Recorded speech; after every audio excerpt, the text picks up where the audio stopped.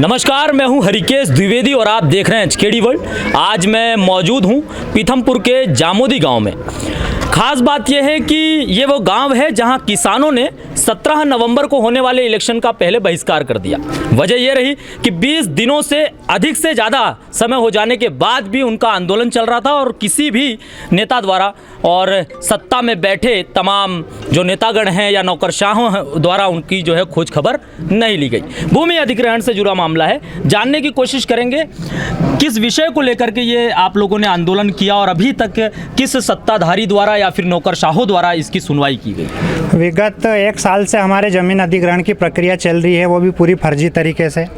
भाजपा के शासन में जो नेता थे, स्थानीय नेता, उन्होंने उनकी जो ज़मीनें थी वो एक्वायर हो रही थी तो उसको उन्होंने 60 गांठ MPIDC से करके उसको उन्होंने आवास में कर लिया और हमारी ज़मीन पूर्व में मास्टर प्लान में आवासीय घोषित की गई थी, उसको उन्होंने औद्योगिक में करके अधिग्रहण कर रहे हैं और अधिग्रहण भी पूरे फर्जी तरीके से किया जा रहा है। किसानों से कोई सहमति नहीं लगी।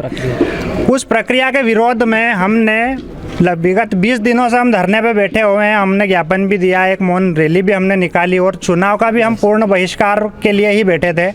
एक भी कोई नेता नहीं आया, प्रशासनिक अधिकारियों ने भी हमारी कोई सुनवाई नहीं करी और पूरी तरह से हम त्रस्त हैं भाजपा के शासनकाल से। सारे जो अधिकारी हैं वो भी सब बिके हुए हैं, कोई सुनने के लिए तैयार नहीं है। सरकारी जो अफसर है वो भी उनके ऑफिस में नहीं घुसने देते किसानों को और किसान की मरने की कगार पर है।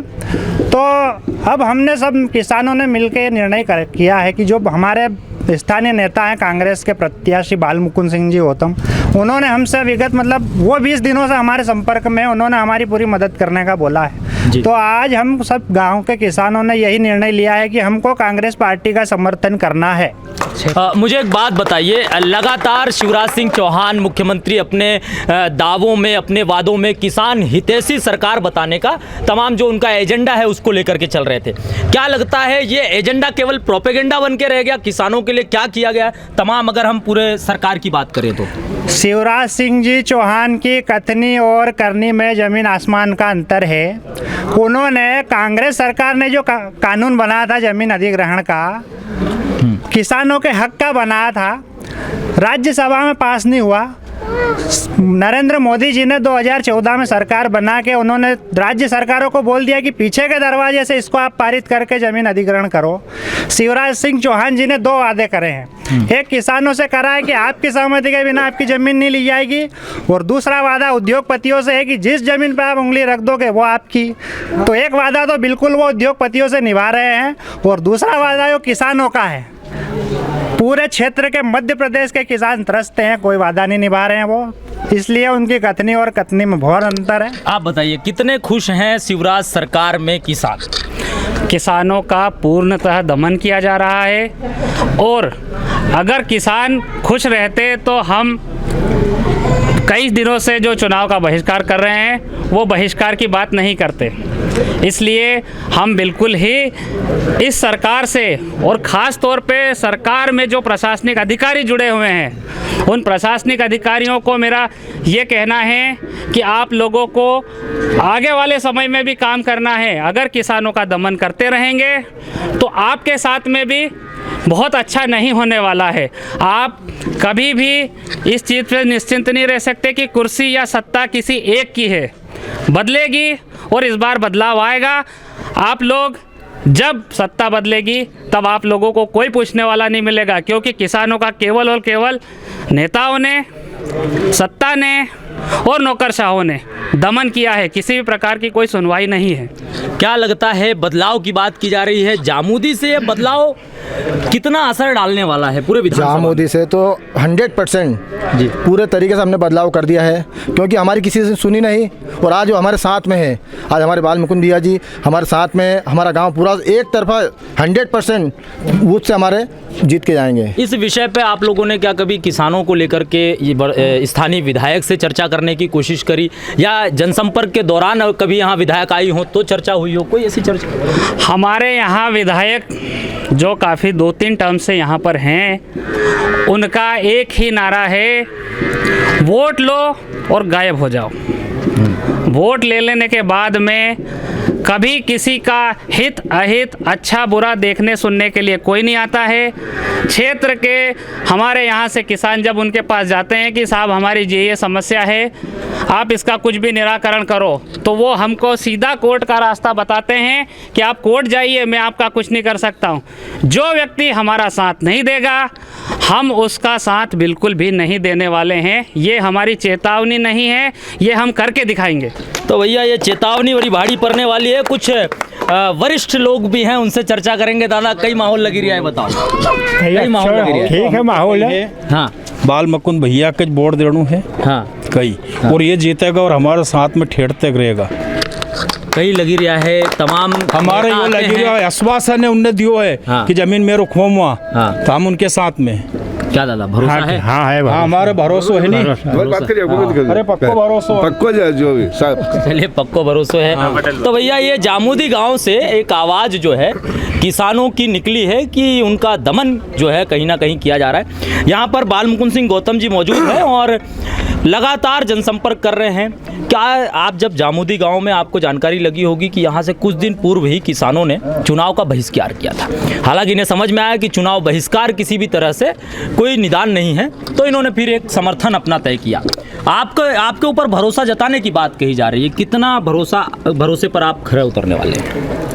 देखिए, बेसिकली मैं भी किसान हूँ और ये जो 5-6 गांव की ज़मीन जा रही है, इसमें मेरी भी ज़मीन है। बरदरी में जी, बरदरी में मेरी भी ज़मीन है, करीब 90 बीघा ज़मीन है मेरा वहाँ पर। तो इसके पहले भी जब भारतीय जनता पार्टी की सरकार आई थी, उन्होंने एक्वायर किया था और बहुत कम मुआवजा दिया जा रहा था।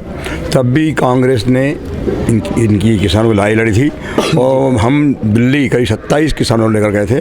क्योंकि सरकार देश में कांग्रेस की थी, हमने एक स्पेशल पैकेज दिलवाया था। सोनिया जी ने सुना सब लोग किसानों को, करीब आधा घंटा दिया उन्होंने। फिर हाथों हाथ उन्होंने फ़ोन किया, अपने मनमोहन सिंह जी प्रधानमंत्री थे, उनको फ़ोन किया और मुश्किल से आधे घंटे मेरे पास फ़ोन आया कि वहाँ पर सुब्रमण्यम साहब कलेक्टर धार थे, वो उनके OSD थे। तो उन्होंने मुझे फ़ोन किया था, क्या आप मिले? सुने नहीं, मिले थे भाई। तो वो कार्रवाई वहाँ से की, उसमें हमको स्पेशल पैकेज पूरे क्षेत्र को मिला। जिसके बाद जब तक काम नहीं चला वहाँ पर, इंडस्ट्री नहीं आई, हमारे किसानों ने, हमने जब भी तात्कालिक कलेक्टर रहे, कलेक्टर से निवेदन करके उस ज़मीन को हमारे किसानों ने कई वर्षों तक मुआवजा लेने के बाद भी खाया है। क्योंकि उसमें हम लोगों ने काफ़ी कलेक्टर वगैरह से निवेदन किया, आवेदन किया और आश्वासन दिया कि जिस दिन आप फैक्ट्री डालोगे उस दिन हमारी फसल करेंगे। लेकिन ये अभी जो 5-6 गांव की ज़मीनें जा रही है, यहाँ पर ये ज़मीनों को अभी अशोक जी ने बताया आपको कि ये ज़मीन ये इसका एक्वायर हो रहा था, वहाँ पर मास्टर प्लान से हटा करके यहाँ के संजय वैष्णव, विक्रम वर्मा वगैरह ने वहाँ से हटा करके उसको यहाँ भेज दिया। तो मैंने इनको आश्वासन दिया है कि अब सरकार कांग्रेस की बन रही है, अगर आप लोग सब एकजुट होकर के कांग्रेस के साथ रहोगे, कांग्रेस की सरकार बनेगी, तो किसी भी कीमत पे हमारी एक इंच ज़मीन हम नहीं जाने देंगे। और जैसा जब भाजपा की सरकार उनकी ज़मीन से हटाकर किसी और ज़मीन की एक्वायर कर सकती है, तो क्या इसको नहीं हटा सकते हम? और फिर एक और कहानी बढ़िया वाली है जी, आपने सुना होगा, जब अर्जुन सिंह जी चीफ मिनिस्टर थे, मुख्यमंत्री थे, उनके पास एक सिस्टम था, एक सारे नियम कानून को संशोधित करते हुए ये आदेश किया जाता है जी। तो वो आदेश कराएंगे कुछ भी, लेकिन ये ज़मीन नहीं जाने देंगे। अच्छा, अभी हमारे किसान भाइयों की चिंता 3 तारीख तक की थी, तो 3 तारीख तक सरकार नहीं है अपनी, क्या होगा? मैंने कहा 3 तारीख तक सब एकजुट होकर रहो, यहाँ की ज़मीन अपन नहीं जाने देंगे। हम आप सबसे पहले आगे बाल मुकुंद से खड़ा रहेगा, कांग्रेस खड़ी रहेगी, यहाँ के सारे कांग्रेसी खड़े रहेंगे। गौतम जी, ये तो रही किसानों की बात, लेकिन तमाम जनसंपर्क में आपने, मुझे नहीं लगता कि कोई गांव, कोई गली, कोई मोहल्ला इस दौरान छोड़ा होगा। क्या लगता है कि जब आप गलियों में, मोहल्लों में और गाँवों में, शहरों में जाते हैं, तो आपको क्या स्थिति दिखती है कि छात्रों के लिए अगर हम बात करें, शिक्षा व्यवस्था की हम बात करें, या फिर हम चिकित्सालय यानी कि स्वास्थ्य व्यवस्था की बात करें, क्या कमियां आपको नज़र आती है जिनको प्राथमिकता आप देने वाले हैं अगर आपकी सरकार आई तो? यहाँ पर ये एशिया का सबसे बड़ा इंडस्ट्री एरिया है। यहाँ पर सबसे बड़ा हॉस्पिटल की कमी है, क्योंकि हॉस्पिटल के लिए ESI के लिए ESI के लिए जाते हैं, इंदौर जाना पड़ता है। प्रथम हम हॉस्पिटल बनाएंगे और एक 200 बेड का भी सब सुविधा युक्त हॉस्पिटल बनाएंगे। दूसरा, एक कॉलेज की जो भारतीय जनता पार्टी ने कई बार भूमि पूजन कर दिया है, लेकिन वो कॉलेज अभी तक बना नहीं है। हमारी पहली प्राथमिकता हॉस्पिटल और स्कूल और कॉलेज रहेगा, क्योंकि और स्टेडियम के लिए भी जब हमारी नगर पालिका थी, जगन्नाथ वर्मा जी उससे अध्यक्ष थे, उस समय पे इंदौर में 7 बीघा ज़मीन नगर पालिका ने खरीदी है, उस पर हम स्टेडियम भी बनाएंगे। और जो हमारी बच्चियां हैं, बच्चियों को हम लोग जो थोड़ा संकोच करते हैं बाहर भेजने पढ़ने के लिए, तो उसके गर्ल्स कॉलेज की भी हम एक यहाँ स्थापना करेंगे, ये हमारा प्लान है। और रहा सवाल 15 साल के बीजेपी शासन का, 18 साल के, तो 18 साल में बीजेपी ने यहाँ कोई विकास कार्य नहीं किया है। और मैं लगातार 2008 में 2 वोट जीता था, 13 में तो लहर थी भाई 15 लाख की, 2 करोड़ रोजगार मिलेगा, तो उसमें लोग भाग गए थे। 18 में हम थोड़ी बहुत गलती कर गए थे, उस गलती को सुधारते हुए हमारे, लेकिन मेरे यह परिवार जो मेरा विधानसभा क्षेत्र में मेरा परिवार है, मैंने कहीं इस परिवार को छोड़ा नहीं और कोरोना काल में भी इनके साथ कंधे से कंधा लगाकर मैं साथ रहा हूँ। क्या लगता है, अगर इन चतुष्कोणीय जो इलेक्शन इस समय आप देख रहे हैं, इसमें कुलदीप सिंह बुंदेला है, नीना वर्मा है, राजीव यादव हैं और फिर प्रभा बाल मुकुंद सिंह गौतम है, चुनौती किसे मानते हैं आप?